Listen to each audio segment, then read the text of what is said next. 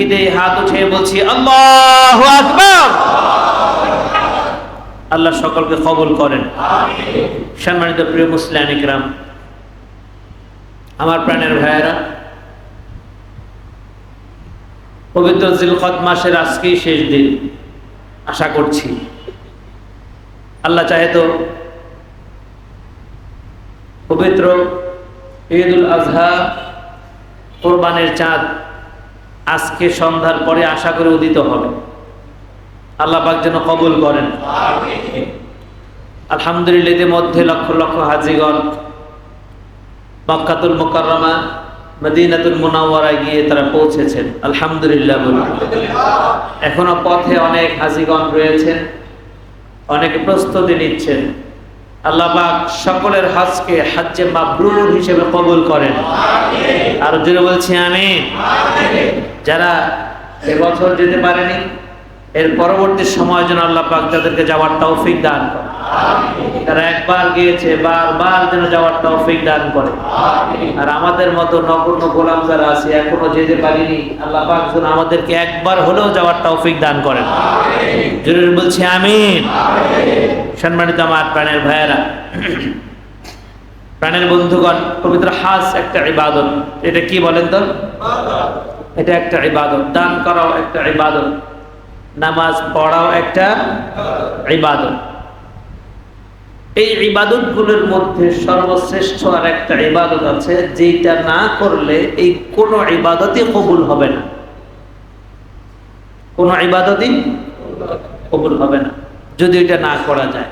হজও কবুল হবে না, যাকাতও কবুল হবে না, দান কবুল হবে না, নামাজ রোজা কোনটাই কবুল হবে না। তাহলে কোন সেই ইবাদত? ওটা গুরুত্বগুলোর চেয়ে কম না বেশি? তুলনামূলক তাহলে হজের চেয়েও গুরুত্ব বেশি এটা। আমার কথা কি বুঝতে পেরেছেন নাকি সন্দেহ লাগতেছে? হজের চেয়েও গুরুত্বপূর্ণ বেশি। সেটা হচ্ছে আমি যে কোরআনে কারীম তেলাওয়াত করেছি, আল্লাহ রাব্বুল ইজ্জাত আল জালালের আয়াতে কারীমার ভিতরে তিনি সুস্পষ্ট ভাবে তিনি ঘোষণা করে দিয়েছেন। সকলে বলছে আলহামদুলিল্লাহ। আল্লাহ পাক বলছেন, ইয়া বানি আদম খুযু যিনাতাকুম ইনদা কুল্লি মাসজিদিন ওয়া কুলু ওয়াশরাবু ওয়া লা তুসরিফু ইন্নাহু লা ইউহিব্বুল মুসরিফিন। হে বনি আদম, তোমরা প্রত্যেক নামাজ উত্তম কাপড় পরিধান করে নাও, সাজসজ্জা করে নাও, উত্তম কাপড় পরে নাও। আর যেগুলো তোমাদের জন্য হালাল করা হয়েছে, কি করা হয়েছে? যেগুলো তোমাদের জন্য হালাল করা হয়েছে, এই খাবারগুলো তোমরা খেয়ে নাও।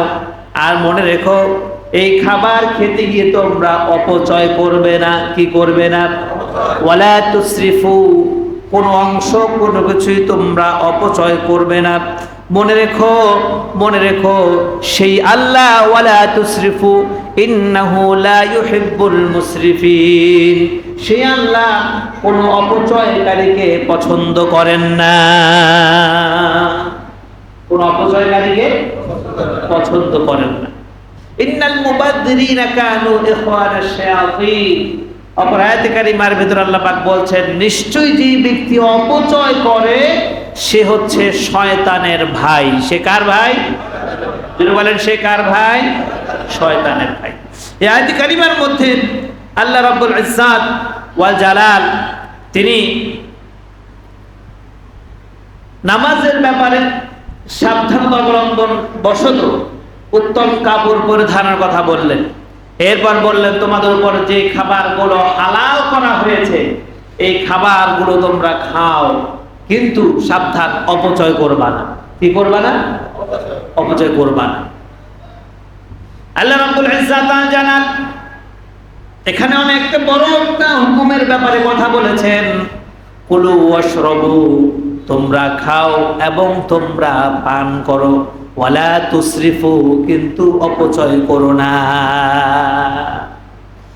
অপর আয়াতে কারিমার ভিতরে আল্লাহ পাক বলেন যে খাবারগুলো তোমাদের জন্য হালাল করা হয়েছে এই হালাল খাবারগুলোই খাবে, সাবধান হারাম খাবার খাবে না।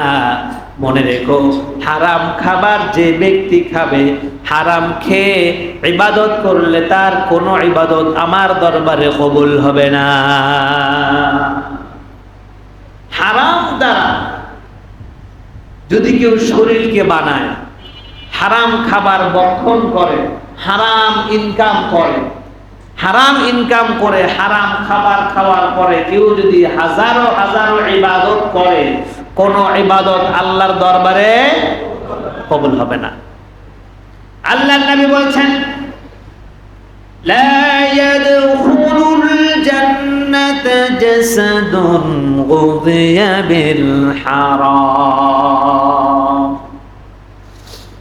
ওই ব্যক্তির শরীর কখনোই জান্নাতে প্রবেশ করবে না, ওই ব্যক্তি কখনোই জান্নাতে যেতে পারবে না যেই ব্যক্তির শরীরটা হারাম খাবারের দ্বারায় সে গঠন করেছে। কিসের দ্বারা? কিসের দ্বারা? হারাম খাবারের দ্বারা যার শরীরটা গঠন হয়েছে ওই ব্যক্তির শরীর কখনো জান্নাতে যাবে না, চিরস্থায়ী জাহান্নাম। লা ইয়াদখুল, আল্লাহ পাক ব্যবহার করেছেন লা মানে না, নিষেধ। ওই ব্যক্তির শরীর কখনোই জান্নাতে যাবে না যেই ব্যক্তির শরীরটা হারাম খাবার দিয়ে গঠন হয়েছে। এখন আপনারা বলেন, আমি যে একটু আগে বললাম নামাজ, রোজা, হজ, যাকাত এগুলোর চেয়ে আরো বড় একটা ইবাদতের কথা বলবো। এখন আপনারা বলেন, কেউ যদি হারাম খেয়ে হারাম ইনকাম করে হারামের টাকা দিয়ে হজ করতে যায় তার হজ হবে না। হারাম খাবার খেয়ে কেউ যদি মসজিদে গিয়ে সারাদিন মাথা ঠুকরায় নামাজ পড়ে, সিজদা দেয়, তার নামাজ কবুল হবে? তার যদি দান সদকা থাকে কবুল হবে? তার যাকাত থাকে কবুল হবে? তার মুআমালাত, মুআশারাত, লেনদেন কোনটা কি আল্লাহ কবুল করবেন? কবুল করবেন না। তাহলে ইবাদতের পূর্ব শর্ত হলো হালাল খেতে হবে, হালাল ইনকাম করতে হবে। এটা জোরে বলেন, ইবাদতের পূর্ব শর্ত হালাল খেতে হবে, হালাল ইনকাম করতে হবে। হালাল ইনকাম করে ওই টাকা দিয়ে হালাল ভাবে খেতে হবে, তবেই আপনার নামাজ, রোজা, হজ যাবতীয় ইবাদত আল্লাহ কবুল করবেন। হাজারো কোটি টাকার মালিক হয়েছে। গত দুদিন আগে দেখলাম মন্ত্রণালয় থেকে একটা গেজেট প্রকাশ করা হয়েছে, কালো টাকা সাদা করার সুযোগ আছে। কালো টাকা সাদা করার সুযোগ আছে, মানে অবৈধভাবে যত কামাই করেছে সরকারের কাছে সারেন্ডার করলে, কিছু টাকা ঘুষ দিলে, তাহলে তার সব অবৈধ সম্পদ সব বৈধ হয়ে যাবে। নাউজুবিল্লাহ বলেন, জোরে বলেন নাউজুবিল্লাহ। যদি বাংলার আইনে যদি এটা হতে পারে, বাংলাদেশের সংসদীয় আইনে এটা হতে পারে, কোরআনের আইনে কখনোই সম্ভব নয়। কথা বলেন ঠিক কিনা? কোরআনের আইনে যেটা হারাম চিরস্থায়ীভাবে হারাম, যেটা হারাম মরণের আগ পর্যন্ত হারাম, কখনো হালাল করার সুযোগ নাই। এই আইন করে এইটা বলে বড় বড় ওই বেনজির আহমেদের মতো আরো বড় বড় যত রাঘব বোয়াল আছে, যারা গরিবদের টাকা চুষে মেরে খেয়ে নিয়েছে, রাষ্ট্রপক্ষ থেকে, রাষ্ট্রীয় ব্যাংক থেকে কোটি কোটি টাকা ঋণ দিয়ে ঋণ খেলাপি করে এরপরে আত্মগোপন করেছে, বিদেশে পাচার করেছে, এদেরকে বাঁচানোর একটা পায় তারা বাঁচানোর একটা প্রক্রিয়া জারি করেছে। মানে ঠিক কিনা? এদেরকে বাঁচানোর একটা প্রক্রিয়া, কারণ যারাই করেছে এদের ভিতরেই সমস্যা। কথা বলেন ঠিক কিনা? সরিষার ভিতরে যদি ভূত থাকে, ভূত তাড়াবেন কি দিয়ে? ভূত তাড়ানো কি সম্ভব? এটা আওয়াজ দিয়ে বলেন, ভূত তাড়ানো সম্ভব? সরিষার ভিতরেই ভুল, রন্ধ্রে রন্ধ্রে ভুল। দুর্নীতি, কালোবাজারি দূর করবেন কিভাবে? যারা আইন করে তাদের পকেটের ভিতরে দুর্নীতি লুকানো। যারা বলেন ঠিক কিনা? আমার সম্মানিত প্রাণের ভাইয়েরা, আমার প্রাণের বন্ধুগণ, দুনিয়াতে যদি দুনিয়ার আইন জ্ঞান যদি পার পেয়ে যান, মনে রাখবেন আল্লাহর আইনের কাছে আপনি চিরস্থায়ীভাবে ধরা পড়ে যাবেন। আল্লাহর কাছ থেকে বাঁচার কোনো উপায় না। এই জন্য আল্লাহর নবী মুহাম্মদুর রাসূলুল্লাহকে সাল্লাল্লাহু আলাইহি ওয়াসাল্লাম তিনি বলেছেন কুলু মিন তাইয়্যিবাত, ও আমার উম্মতেরা তোমরা খাও যেটা তোমাদের জন্য আল্লাহ রাব্বুল আলামিন হালাল করেছে। লা ইয়াকুল হারাম, সাবধান, যেটা তোমাদের জন্য হারাম করা হয়েছে হারাম খেও না, হারামের ধারে কাছেও তোমরা যেও না।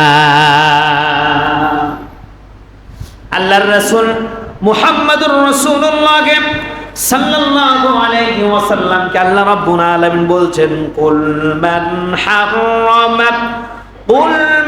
হাররামা জিনাতাল্লাহিল্লাতী,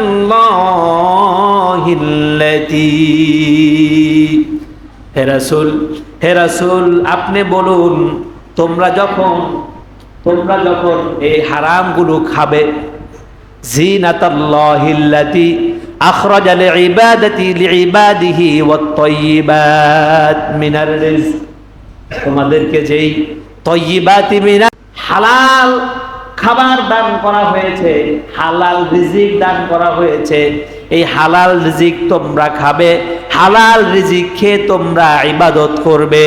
আর যদি হারাম রিজিক খেয়ে তোমরা আল্লাহর ইবাদতে মশগুল হয়ে যাও, কোনো ইবাদত আল্লাহ তোমাদের দেখবেন না। তাইয়্যিবাতি মিনার রিজক, আল্লাহ পাক যে রিজিকটা তোমার জন্য হালাল করেছে সেটাই খাও।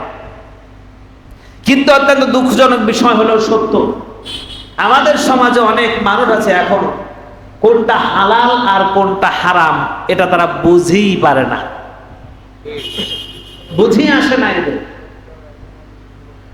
টাকা দিয়ে টাকার ব্যবসা করে, টাকা লাগায়, টাকার লাভ নিয়ে আসে, মনে করে এটা হারাম কি হবে, এটা তো ব্যবসা করতেছি। আর কি করতেছি বলে, ব্যবসা করতেছি। আর বিদেশ থেকে এসেছে, লাখ লাখ টাকা নিয়ে এসেছে, বসে বসে খায় আর পেট ডলে।